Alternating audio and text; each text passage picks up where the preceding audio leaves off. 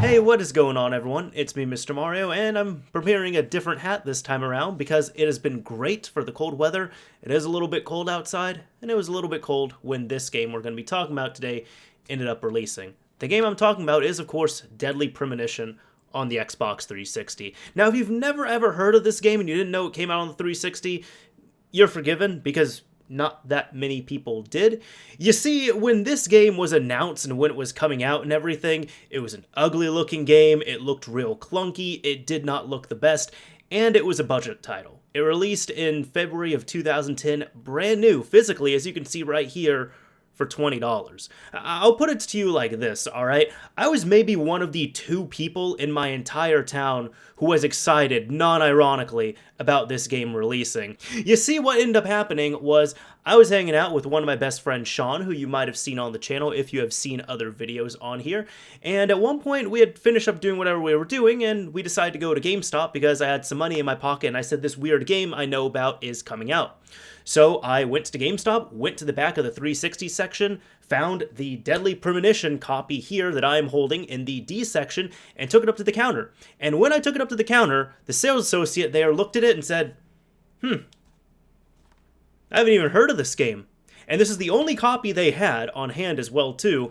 And then when he found out that, this is how I know I went in the day it came out. When he found out it came out that day, he looked at it like he was crazy. He's like, wait, this came out today? I don't even remember putting this thing out. And that is how obscure this game was, and I think that's the only time I really saw this in that GameStop. But I decided to pick up that copy, played it a little bit, and I absolutely loved it, because it was pretty much Twin Peaks for Xbox 360. Decades later. It's Twin Peaks the game, in short. Now, it's been almost 10 years since this game has released, and we've seen a few other releases. Of course, we got the initial release on the Xbox 360. We also got a director's cut on the PS3 and PC, and we just ended up getting, well, not just, it came out a few months ago, but we just ended up getting, quite recently, a physical copy of Deadly Premonition Origins on Nintendo Switch. Right here I have the collector's edition, which I was excited to get my hands on, and it's, it's a nice little collector's edition for what it is. Now, the reason why this is getting more traction is because, one, this game has kind of become a bit of a cult title. More people have discovered it, more people have fallen in love with its charm, and it's an extremely polarizing game. Look, the game is rough. The game doesn't perform very well. The game has never looked good. The game is awkward. It handles poorly at times. Most of the time, that is. But it's great at the same time. There's just some charm about it, which makes it so great. And that is why it's even now gotten to the point where Deadly Premonition Origins came out on Switch. Nintendo had their own Nintendo Direct where they showcased this and they talked about it releasing, and they even announced Deadly Premonition 2, which is going to be coming on Switch. So now it has more eyes than ever because you have, Nintendo now promoting the game for you at this point. Both of them. The original, which just got re-released, as well as the sequel, which is technically going to be a prequel. So why am I talking about this game specifically? Well, as I said, I was excited when this game was originally coming out, the Xbox 360 version of it. I picked it up, I enjoyed it for what it was. Eventually I did get the PS3 version, as you can see right here, even though I really have yet to really delve deep into this one. And of course, because I love the Switch, I was really excited to get this, and I wanted to support it as well too. But as soon as I played it, I noticed something was off. And it wasn't the controls, and it wasn't the performance, it was the cutscenes. And they were bad. Now granted, mind you, the cutscenes in this game are not good by any means. But this time around, they were even worse. Like, I was looking at it, and the way I described this, and I said this on Twitter, but the way I described this was, it looked like somebody took the cutscenes from this game, uploaded them onto Twitter, downloaded them from Twitter, and then put them on this game right here. Because they looked so pixelated, they just did not look good, and it wasn't just, again, I can handle bad graphics, I can handle clunky animations, all that is fine, but it looked like it was just a poorly encoded and downloaded video that was being streamed directly off the cartridge, and it looked so odd, and it was only the pre-rendered cutscenes as well too. It wasn't the actual gameplay itself, it wasn't the in-game rendered cutscenes, it was the pre-rendered cutscenes. So I said this has to be a file issue of some kind, there has to be something that's going on. And I played a little bit of the game, and I enjoyed it, and I decided to go to bed. And the next day, which is now, I woke up, and it was bugging me. So I decided to take a look at this a little bit further. Now, if you're new to the channel, welcome, and I'll tell you a little bit what this channel is about. Modding, in short. I enjoy game console modding. Occasionally I will show a specific game mod of some kind, and I like to teach people and even discuss modifications and all that other fun stuff. That's just a very brief snippet of what the channel is about. And I decided to take those powers and put them to the test here, because thankfully we have a few different copies of this game on hand, and we have modified consoles as well too. So I took the Xbox 360 version and I dumped it, and I also took the Switch version and I dumped the cartridge, and this I had not done before. I had to dump the cartridge and then I had to extract all the files out of the cartridge so I could actually look at the game files themselves, because the 360 is easy enough to do, and the Switch, once I get a hang of it, it's easy enough as well.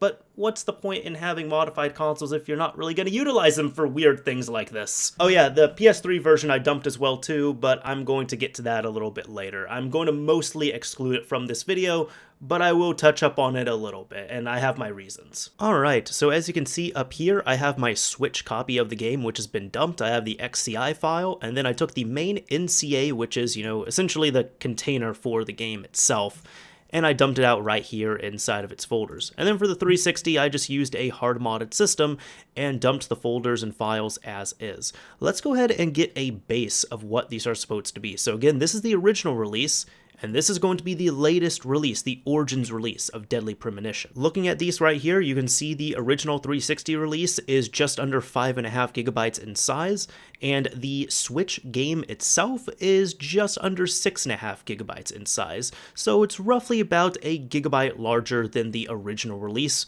on the original console. However, this is really going to be the meat of what I want to look into. It's going to be the movie folder right here on each of these releases. Now right here, take a look at this. We're using about 2 gigabytes worth of storage space for the Xbox 360 release of this across 28 different movie files. And the Switch one is compressed even further because we have more files. We have 42 movie files, but it's using just over 1.5 gigabytes of storage space, meaning that there is more compression going on here. But how deep does this go? So here you go, taking a look at this, I have both the intro sequences right here, and the Xbox 360 one is just over double in size compared to the Switch version. The 360 one is a WMV file, the Switch version is a MP4 file, and if we take a look at the details right here, they're both the same resolution, they're both the same length, so there are some slight changes, in text here and such, but in short, the video file itself is going to be about the same content. They're both the same frame rate, but look right here, this is where you want to look. You're going to be looking at the data rate, the total bitrate, as well as the bitrate for the audio. And the bitrate for the audio has dramatically been decreased on the Switch version, which I could hear as well too when I was doing comparisons, but it's that bitrate right here across these two. Look at this, you're losing just over 5,000 kbps right here. That explains a lot. That really explains a lot. For these, I am going to have some comparisons and such in this video, and I'm really only going to be highlighting 2 video files, simply because I don't want to spoil the game for anybody who might be wanting to get into it for the first time. So I'm only really going to be spoiling maybe the first 20-30 minutes worth of important stuff here. However, when it comes down to this, I just want to show you all that, these files are just regular video files, and any type of comparisons between the Xbox 360 and the Switch versions right here, I'm not going through a capture card. I have actually gone through the process of dumping the game, and any of the video files I use for comparison in this video have been pulled directly from the in-game files themselves. Switch and Xbox 360 pre-rendered cutscenes in this video have been pulled from the files themselves right here, not from a capture card. So there, we looked at the files themselves, we've confirmed that they are running at a lower bitrate on the Switch release. Now why is that? Well, the answer is going to be obvious here. It's going to be to save storage space, as you all can see. Now, the Switch version fits snugly on a 8 gigabyte cartridge, and all I can theorize here is they end up compressing them to hell and back just so they can get it onto a 8 gigabyte sized cartridge. They didn't want to spring for the 16 gigabyte sized cartridge, which to me is incredibly disappointing, because here's the thing, if we're dealing with, the Xbox 360 right here, like, this was a budget title and everything, and it's just shocking that this was a $20 budget title, and it has higher quality cutscenes than the more fully fledged, closer to fully priced release that we just got here in 2019. I mean, just even looking at these right here, again, I've said multiple times that Deadly Premonition on 360 released for $20, but as you can see, this is no longer going to be a budget title. Now, it's not a full price title either, but now we're expecting to pay more money for this. Like, as you can see right here, the Switch version, the regular version, is selling for $40 on a physical release,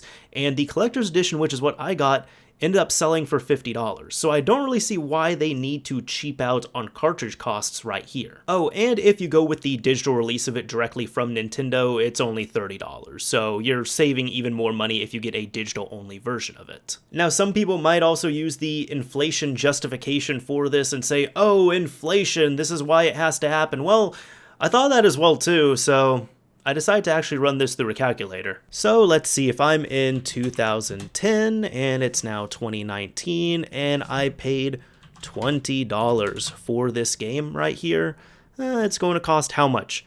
$23.59. So adjusted for inflation, my Xbox 360 copy is $23.59 in today's current value.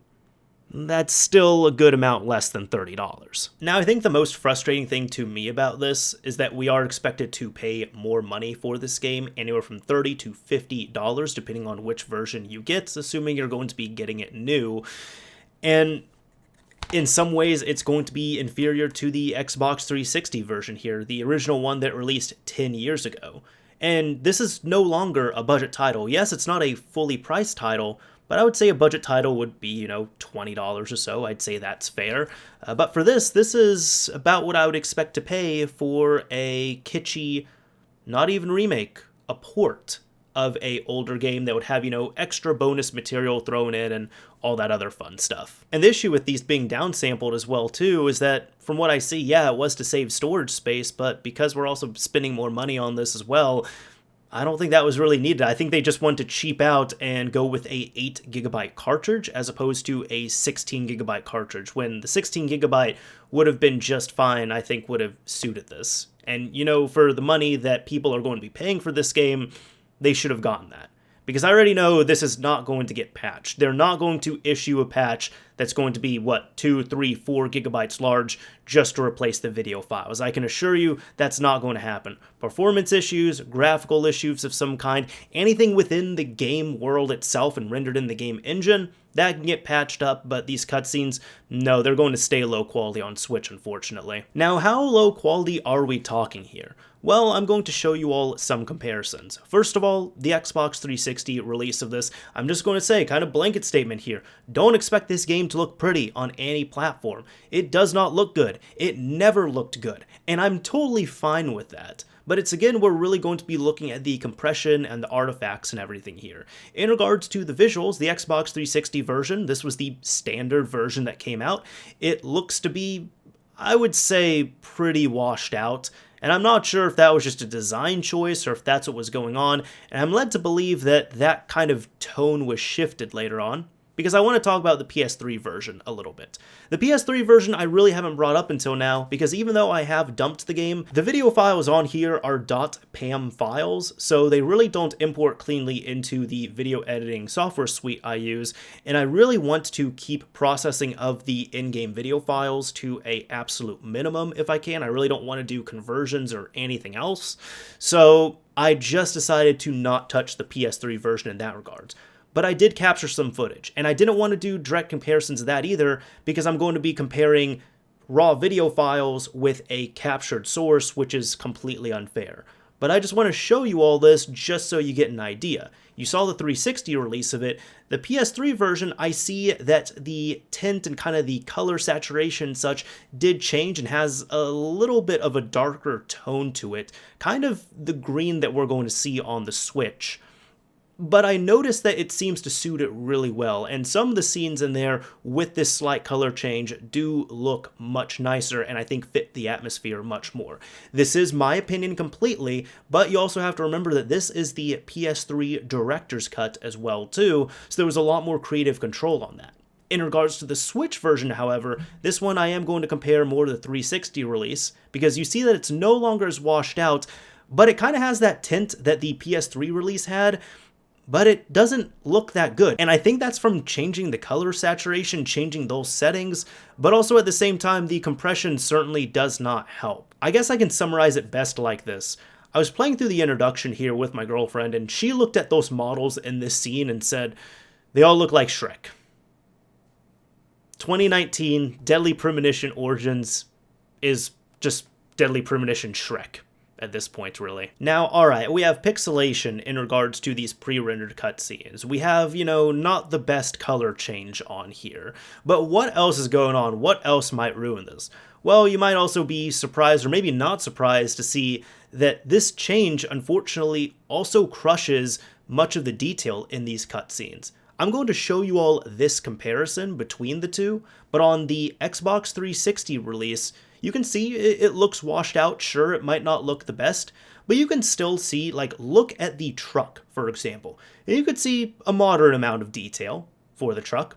And then you look at the Switch release, and combined with the low bitrate and the color change on here, there's just so much detail that has been lost, and that stays consistent if you compare these across both versions. It's just these appear darker, and combined with everything there's a lot less detail that is gleaned from the Switch version, and that's just disappointing, because at this point, that's detail that's gone. I don't know how else to explain it. Oh, and if you think I'm maybe being a little bit too critical about this, and maybe I'm just some guy on YouTube complaining, well, I'm gonna put it like this. GameSpot ended up putting out an article saying, PSA, Deadly Premonition Switch has an annoying bug, Sweary promises patch coming. I'm just gonna scroll down to here. The director of this game ended up saying, I quote, sorry for bad porting of Deadly Premonition Origins. Toybox publisher told me that they will announce about patch ASAP. Please wait for that. Now, this is not in regards to the pre-rendered cutscenes, but right here it's talking about this. Based on our playtime, the audio in the open world is inconsistent and will sometimes cut out altogether. The protagonist's lines while driving will sporadically not be delivered, or some ambient sounds will work while others don't. For example, you may hear footsteps but not gunfire. Cutscenes also suffer audio issues, ranging from the audio stopping part way through to delivering music without dialogue. We streamed the game today, and as you can see in the video replay above, we encountered the issue again. So, putting it lightly here, I'm not the only one complaining about this. The director of the game is also complaining about it, and if he's complaining about it, He's complaining about his own game, alright? Now look, I'm still going to be playing this because despite the way the game looks, the way the game feels and everything, that's part of the charm of it as well too.